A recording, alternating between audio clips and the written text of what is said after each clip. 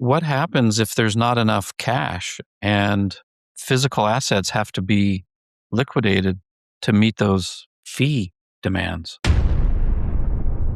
We're still fighting, but we're fighting for practically nothing.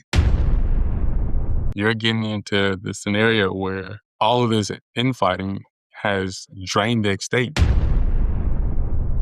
Going back to the fees part, so you mentioned 3% could go to the attorney plus an hourly plus the Um, court costs, and all of those costs are coming out of the estate. And if you sort of picture what that means, that could be some real estate, maybe it could be some, retirement accounts, some bank accounts, obviously. What happens if there's not enough cash and physical assets have to be liquidated to meet those fee demands? you're getting into that worst case scenario. You're getting into the scenario where all of this infighting has drained the estate. It has left us in a point where we're still fighting, but we're fighting for practically nothing.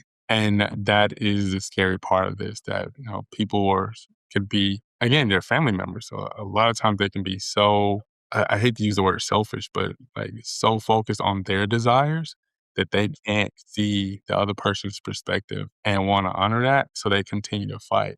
But I've definitely seen cases where a fair amount of the estate has been drained due to the lack of a will and trust. And what happens to those properties during the probate process? They can be sold, they can be sold to create the liquid funds to actually generate to be able to pay all these costs and fees that we've been discussing. But yeah, typically we can go into any of these accounts, the investment accounts, and sell those.